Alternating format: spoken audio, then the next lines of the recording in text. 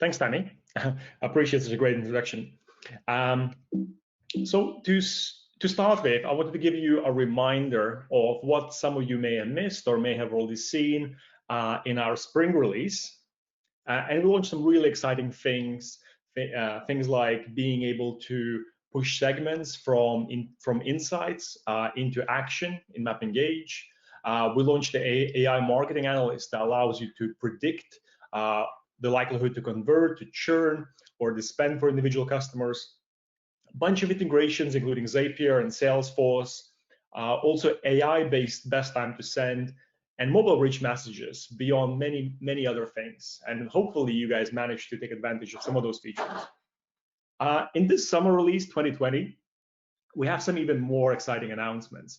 We're not going to go through all the functionalities. Again, there's going to be much more that Stefan and Z are going to cover at the end, but I do highly encourage you guys to check out the release notes that we'll share at the end of this presentation.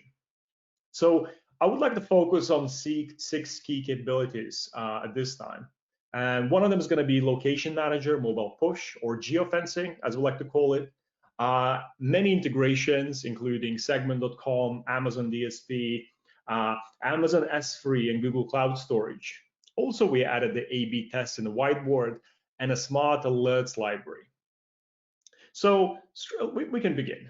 So let's have a look at the Location Manager from Mobile Push. Many of you that are using mobile apps would be familiar with this functionality, and we have now added it to Mapp Cloud as well. Effectively, where you're able to create geofences around a particular perimeter of where you would like to engage your customers in. So you might be wondering, well, what is the value of that? In what use cases could I be using it? And again, research suggests that if you're able to use things like emojis or rich push, you'll be able to get up to 25% higher response rates from your push messages. If you're able to do it at the most tailored time for the customers, you should be able to get about 40% response rate. However, if you're leveraging the location context to engage your customers, you're likely to get 2.5 times higher response rate from the messages that you send to your customers. Another way of looking at this is any messages that we deliver to our customers, and when we engage our customers, we always try for exceeding their expectations. And there is things that we do as a baseline. So for example, sending customers notifications based on the promotions that might be relevant for them. For example, Tuesday 2-for-1 pizzas. Again, everyone's used to that, but it's probably a baseline of any customer engagement strategies. When it comes to meeting customer expectations, it's looking at the interactions that customers might have made in the app already. So for example, if a customer has looked at the blue chinos, perhaps you want to send them a push notification saying the blue chinos back in stock. Should they have been out of stock when the customer looked at them the first time? But when it comes to exceeding customer expectations, we have to be contextually aware of where the customer is and what the customer is looking for. And in this case, perhaps the best use case would be if we know that the customer has looked at a particular product online, for example, a stereo system, Sonos Play 5, when you know the customer is nearby, next to shop, you might want to send them a notification saying, hey, try out the Sonos Play 5 in store. We're only 5 minutes away. And this is kind of a great example of how you could be exceeding customer expectations rather than just delivering same old kind of a marketing messages. And here are some additional examples and best practice of how you could be doing this. So for example, Foursquare, they recognize when you are in a particular restaurant and are recommending offers and promotions based on kind of where you currently are. Or Yelp are sending notifications when you arrive at places. So they want to make sure that you don't miss out on great places for lunch or for dinner as you arrive in a certain town. And same goes for individual stores as well, like Apple Store. They will welcome and greet you to the store, not only through the kind of a very friendly attendants in store and advisors, the geniuses, but also through the mobile push notifications, reminding you that all the great things you could be doing in store. And one of the kind of best practice advice that I would like to give you when using this functionality is make sure to ask customers for permission because the experience is not going to be as exceptionally great if the customers are not expecting to receive a location-based notifications. However, if you do warn them, and if you tell them that you can actually enhance their experience through location-based notifications, they're gonna enjoy the experience even more. And Stefan is now going to tell us what are some of the examples of tactics and use cases you could be doing by using location-based marketing. Thanks, Rick. So in a nutshell, the location manager for mobile push messages allows you to get in contact with your customer when they enter or leave a certain location, right? So imagine the following simple scenario: you want to increase the sales rate in your stores, and you have a store in the city. Why not letting customers know that they are close to it? Especially those who had recently an interest in one of your products on your website, those could be very likely to buy. And of course, you don't only have just one store. If you set up a campaign for push messages, you don't have to create them individually. Geo Manager allows you to create clusters. That is very useful if the same tactic should be applied to different locations. Another cool scenario is that you can consider also competitive areas. So if customers are approaching one of those areas, why not try to redirect them to your store? Especially users you know they react good on discounts might change their mind and approach your store if you send them a voucher just at the right time at the right location. So let's see where you can find it in Mapp Engage. Exactly. So first, you have to create a location or a location cluster. With Mapp Engage, you have to go to recipients, and then you will find location management. And there you will find a map. You can either enter the address in the search field or click on the map directly to define the location. Within the setup process, you then can define the radius, the location is part of a cluster or not, and the times of activity. For which times the zone is active can be defined on a daily basis, so you will not trigger, for example, push messages during closing hours of your store. Once you have created that location, you can use it in your push message creation form. Push messages can be configured in the message section at push notification, and you will find next to delivery trigger by time, you will then see the new option by location. What you have to do to get this. So the prerequisites are quite easy. You have to have Mapp Engage, mobile push needs to be enabled, and you have to update to the latest SDK so that this function is supported. And for the setup process, just contact your account manager. They're very likely to help you about that. Thanks, Stefan. And by the way, guys, don't forget to ask questions in the chat, so we can start answering them as we go along as well, or we can answer them at the end as well. So the next feature I want to look at is the integration with segment.com, and that's one of many integrations that we've added in this specific release. Some of you might be wondering, well, why are we focusing so much on the integrations? And it's one of the major feedbacks that you gave us in the last release, is that you would like to be able to use the data that you capture inside Mapp, but also add additional data from other sources into Mapp. And segment.com was one of the platforms that a number of you have requested. So I would recommend you take this opportunity to kind of suggest additional capabilities or additional integrations as we go along. When it comes to integration specifically, Forrester did a survey end of last year, and what he found is that 74% of marketers say that the ability to integrate is the most important feature of marketing tools. And no surprise, because most marketing teams are using anything from 5 to 20 different marketing platforms. And obviously the ability to ingest data from a variety of sources is very, very critical.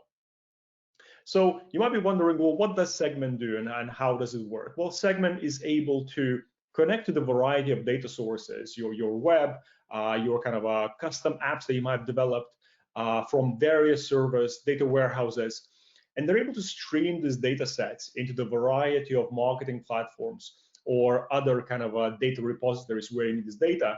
And now Mapp Engage is one of those destinations where you're able to send this data to. And you might be wondering, well, Segment.com is a CDP, and surely Mapp is doing the same thing. Mapp is bringing a variety of data sources into a single place, and that is true. But the difference with Segment is that they're already a leader in the CDP market. And they're a leader in the standalone CDP market, and they have over 300 integrations already built in. And what we wanted to do is we wanted to add the best-of-breed cross-channel compare orchestration capability on the best-of-breed CDP platform as we're continuing to develop our own integrations into the platforms that you require. And now Z is going to tell us how you go about adding the segment.com connector to your Engage system. Thanks, Rick. So it was a no-brainer to actually go forward with Segment as a partner. And here we are going to see how we replicate creating that connection or data flow in the segment.com connector in Mapp. So first of all, you would go to Mapp Connect and click on the Connect New button. In the new overlay that appears, you would choose Segment from the list and then give your connector a name. On the next slide, that connector now is created but not enabled. There are a few steps to be done before the connection is established. First of all, here, make sure you note down the integration ID and secret. If you want the contact profile updates processed through this connector to trigger the profile change event in the whiteboard or the automations, you can check the checkbox that you can see above. On the next part, we have, let's say, I would consider the key part where you define the actual contact data flows. So either for import or export data flow types. And these mappings can be defined either manually via the UI, or you can import a JSON or CSV file with all the mappings. You can also export existing mappings that are already there. Now, for you to get this and to use it, the setup documentation firstly is live and available for all customers and yourselves to be familiar with. You will also need to ensure that you have Mapp Connect enabled, a valid segment.com account, a clear integration use case, and most importantly, a clear segment source of data. And now Rick is going to tell you a little bit more about A/B tests in the whiteboard. Thanks, Z. A/B test in Whiteboard is, again, one of the more frequently requested feature, and is, I guess, it's just the one step, or one of many steps in helping you to become more efficient in the way you design your kind of a cross-channel campaigns in a whiteboard. Our longer-term objective is actually to continuously add more nodes and more split jobs on the whiteboard when it comes to using things like best time to send, which you saw in the last quarter. In the future, we're looking to add things like predicting the best channel that you should be contacting the customer via. And we'll continuously keep adding to this functionality. To start with, A/B tests in Whiteboard is not exactly a new thing that you guys might not be familiar with. It's a very basic principle. Let's say you have an audience that you want to reach with a message, but you're not entirely sure which variant of the message will work the best. So you might end up with a variant A and a variant B, and that could be anything from different content, different call to actions, or maybe even different subject line in the message they would like to target customers via. And then based on the initial kind of A/B test sent to these test audiences, we could pick a winner. So, and the whiteboard now automatically can pick a winner based on some of the predefined conditions that you selected. It could be open rate or click rate. And in this case, if the A scenario has won, the remainder of the campaign will go out to the winning creative. And Z is now going to show you kind of how you go about using this in Mapp Engage. Yep. So first of all, there is a new whiteboard job called split email sendout available for scheduled whiteboards.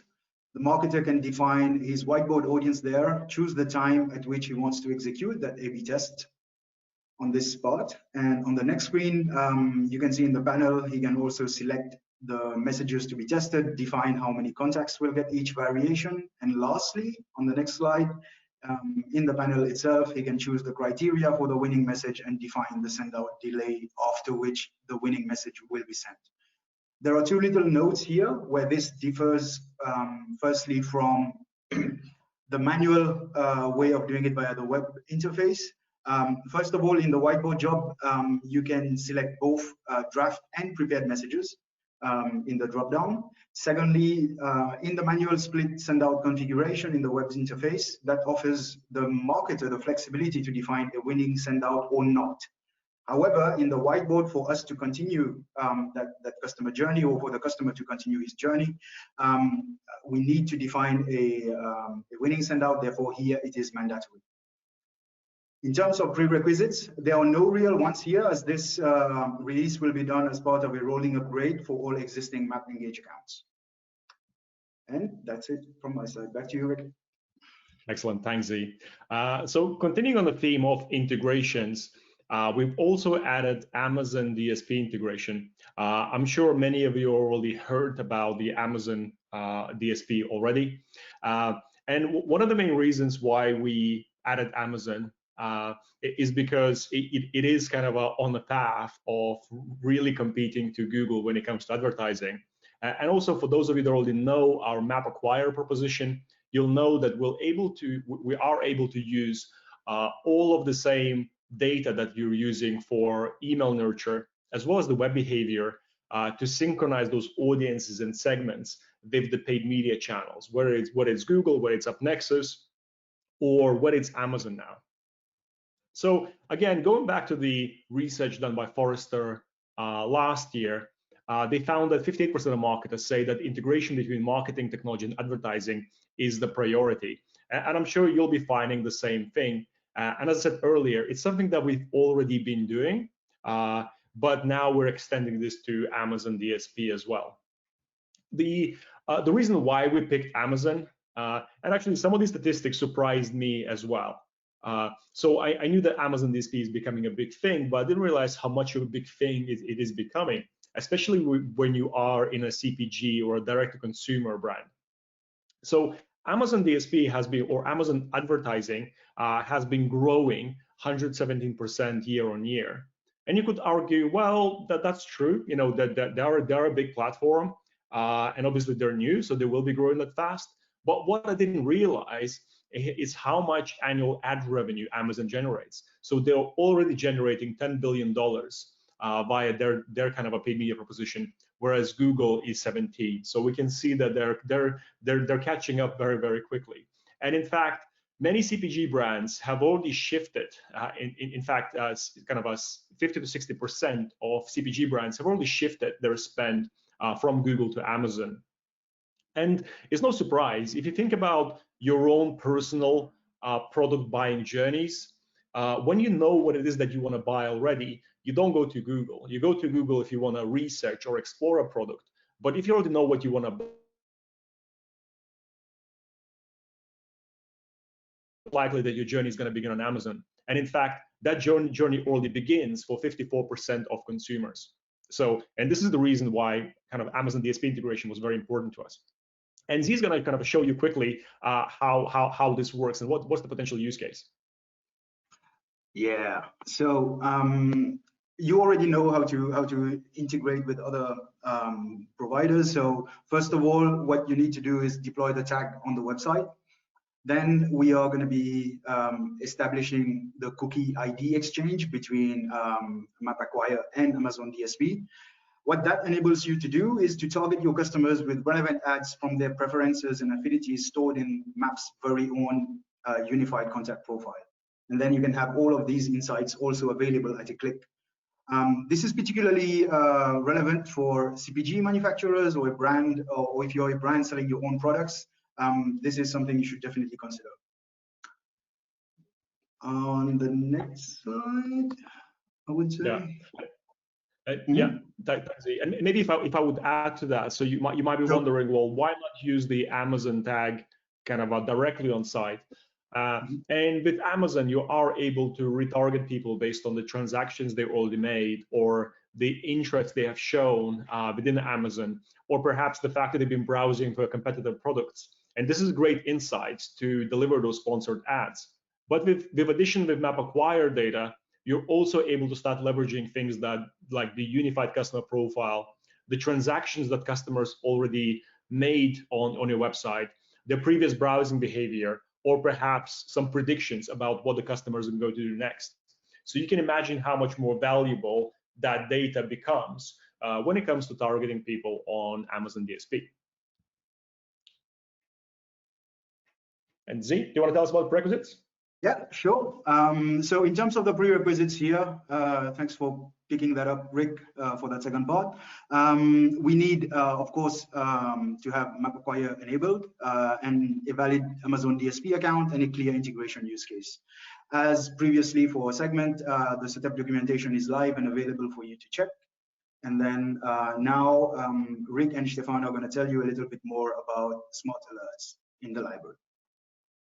Yeah, not too fast, Z. So actually, what we would like to what we'd like to do first is actually we're going to spend about 15 seconds just getting a kind of a quick poll out to you, just to see whether you're currently using Amazon DSP, and also whether you're already synchronizing your CRM data with paid media. Z, what do you think? What percentage of customers already kind of thinking or using Amazon DSP? First of all, I think if you're not, you should at least think about it. Secondly, I would say since it's grown that much from, what was it, 117%, right? Yeah. Probably about 40, conservatively. Yeah. 40%, okay. Yeah. Okay, it'd be interesting to see. I think for sure. I think if you are in a direct-to-consumer brand, or if you're in CPG, that's definitely something that you should be doing if you're not doing already. Okay, so I think we're almost done with the poll. Let's go on to the next section. So the next improvement that we added is the Smart Alerts library. So Smart Alerts is a functionality that many of you might already be familiar with, but we have improved it significantly to make it a lot easier for you to extract the valuable insights from the data you already capture about your customer behavior. So why is it that kind of the smart alerts and insights are important? Well, first of all, it's the statistic that you might have seen before if you looked at our previous webinars, and that's 58% of marketers or companies base at least half of the regular business decisions on gut feel, intuition instead of data. And also, no surprise, marketers do say that 26% of their budgets are wasted on wrong channels and strategies, according to marketers worldwide. And this is kind of aligning really well to one of our core strategic pillars that we're trying to address in terms of putting the marketers behind the steering wheel of all the strategies and campaigns they're doing, and make sure that they're supported by AI and the insights, so they're able to do their jobs more effectively. And if you think about insights specifically, there is a problem with kind of getting the right information in front of kind of the right marketer. And one of the reasons is that you don't always know what is the right question that you want to be asking, or even if you know what the right questions are, you don't always know when is the most appropriate time to ask those questions. Because at any point in time, if you want to improve your marketing, there's going to be hundreds of questions, and not all of them might be relevant at this particular point in time. And even if you get the answer to a question or a particular KPI, you don't always know what is the right solution. It doesn't necessarily tell you what you do with the insight. And Stefan is now going to tell us more about how Smart Alerts library actually works and what does it do. Yeah, with the new Smart Alerts library, marketers and analysts can get not only notified simply whenever something noteworthy happens on their website or app, but they will also find these templates very useful. With these templates, it is simpler to create additional smart alerts. As we mentioned, instead of thinking about what metric do I need to monitor, what is the best metric, how do I need to configure the alert, we now provide templates with the libraries, and those contain predefined. Those contain templates for the most common alerts that we know from our customers, marketers and analysts actually monitor and should monitor. With each of these templates, there's also a set of predefined explanations, which helps you to understand and further analyze the potential cause of the data anomalies. And the alert library contains a preset as well as for e-commerce as for engagement use cases such as the interest, notify me when the interest in a popular product changes. So once your most popular products get more or less views, the system will notify about you. Will notify you about that. So you don't have to read the report by yourself every day.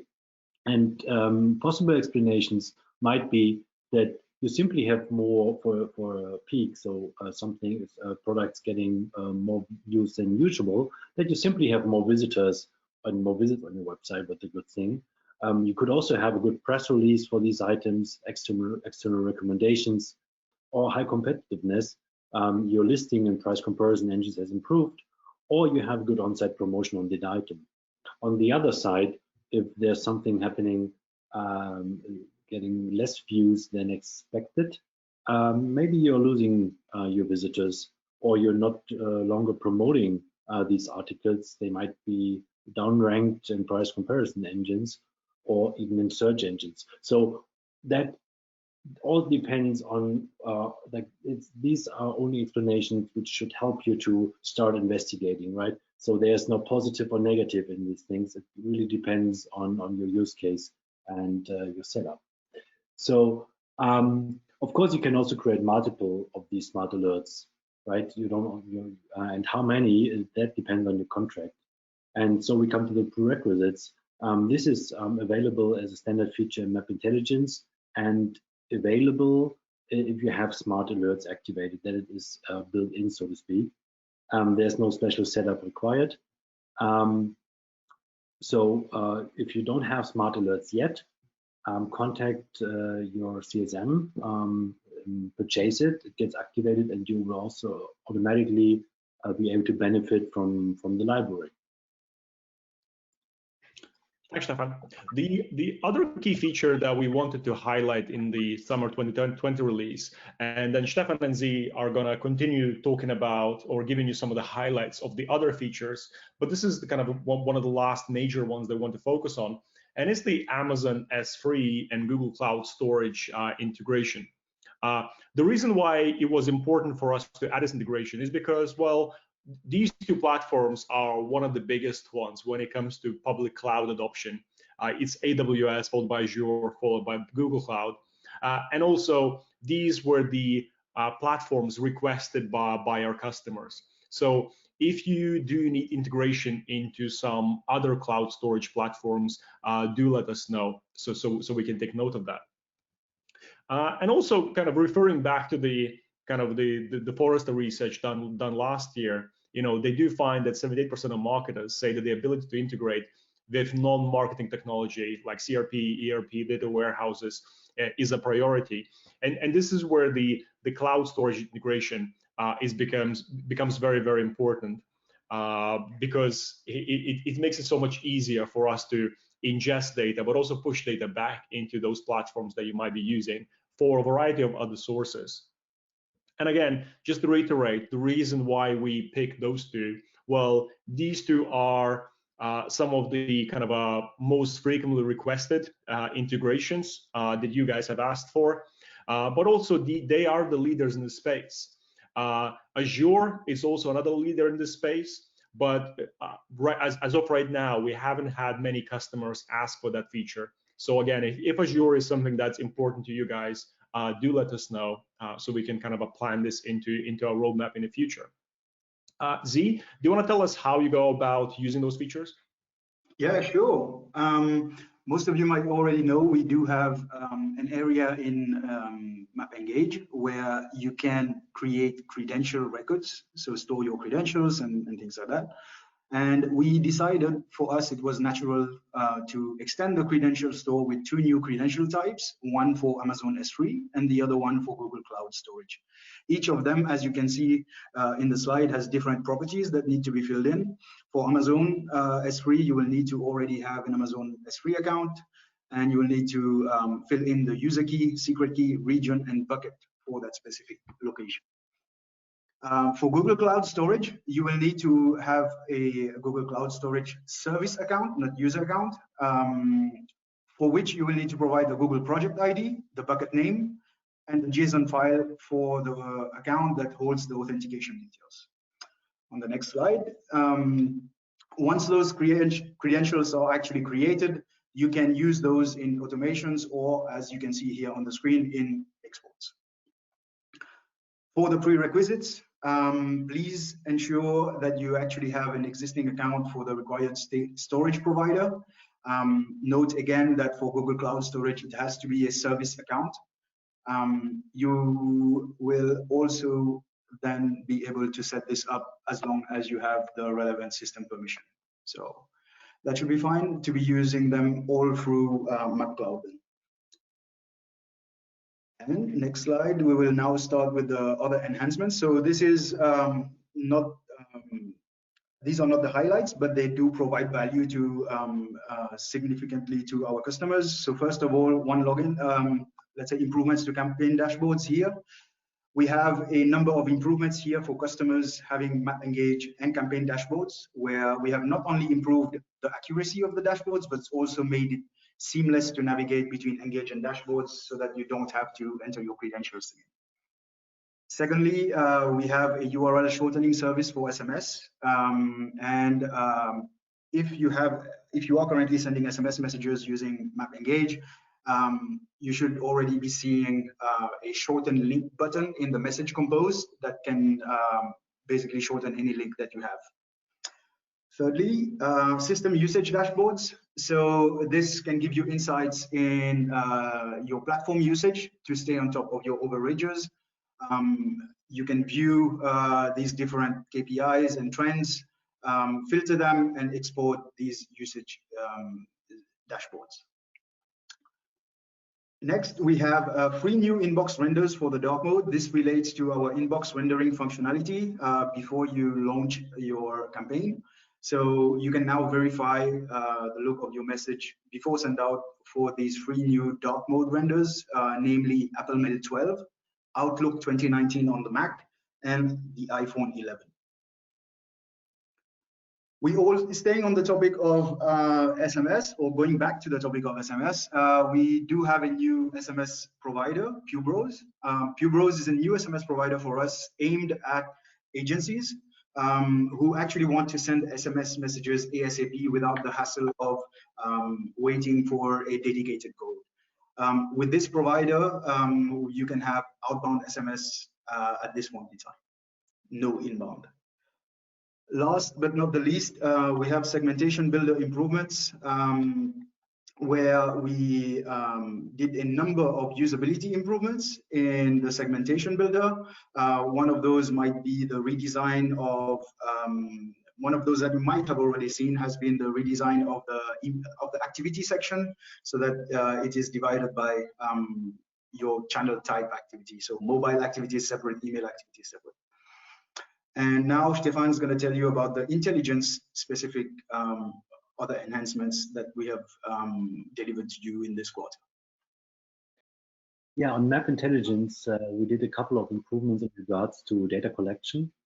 First to mention here is that there's now intelligence plugin available for Shopware 6. And this allows you to integrate Mapp Intelligence in your e-commerce platform fast and easy. The data which is available in the Shopware data layer can be selected and mapped, so to speak, for Mapp Intelligence tracking. The second topic is that we improved our Android SDK, so it's an app tracking in terms of crash tracking. That is available for Android version 5.0.2 and greater. And with that, you are able to detect app crashes, so you can find out where the problem, if there's a problem in your application, and you can identify the source of the error. For example, if it crashes on uninstalls or like installs. The third topic is around the event-based product tracking. This is an improvement for the website on-site tag for Mapp Intelligence. Taking the add to cart example or scenario as an example, traditionally you had to have a page request which you send the add to basket events. And most pages currently obviously don't have an actual page reload at that point. So the add to basket event is done by a layer like an Ajax request.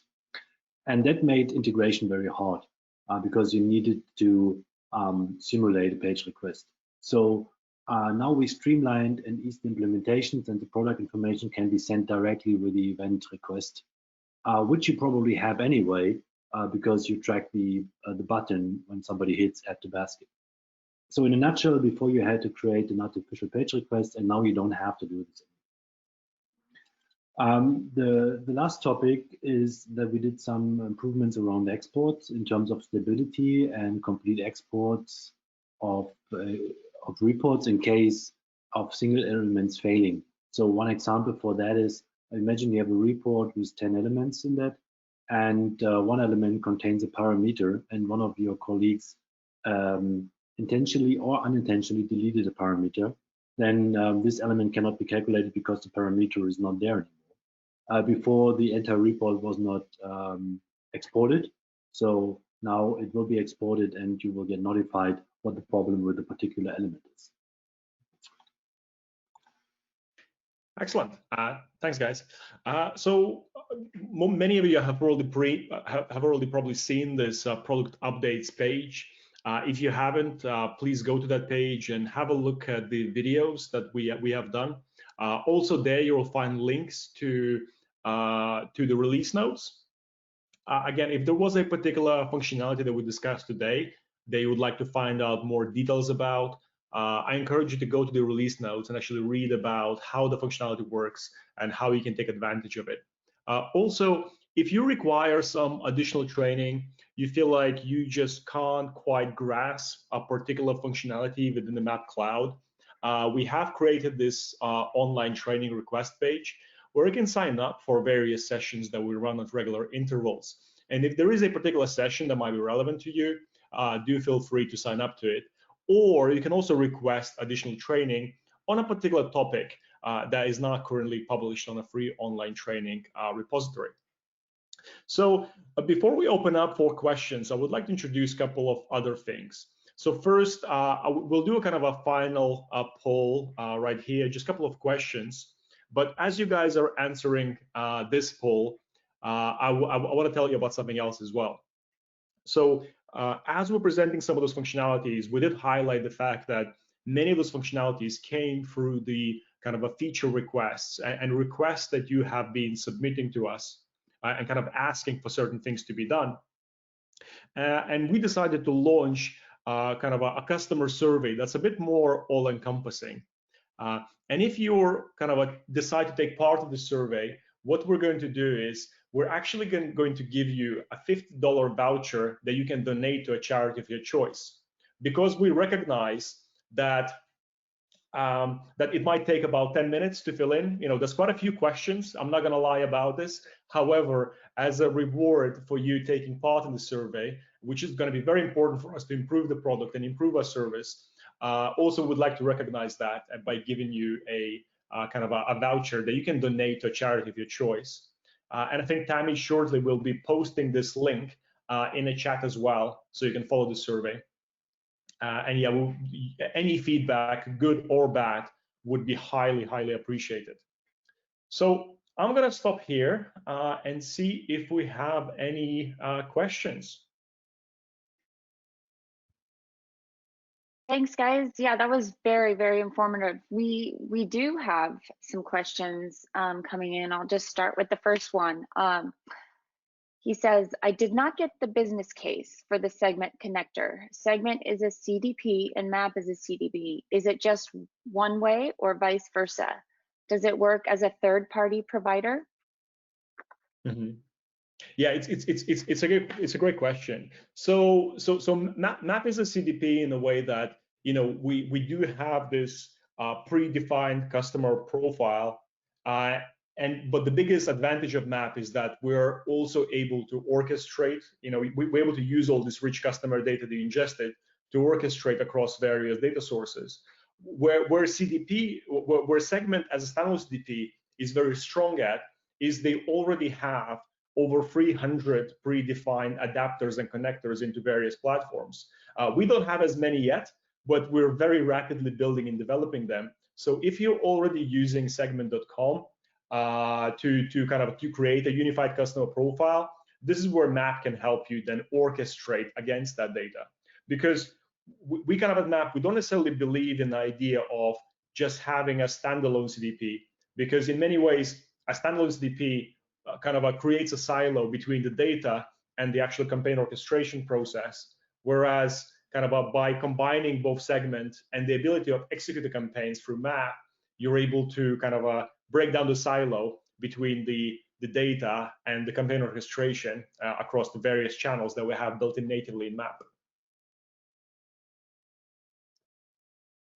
Okay, great. Thanks, Rick. I hope that answers your question. Someone's giving feedback. He says, about segment, great move and appreciate it. Can we use our customer success manager to set the integration up?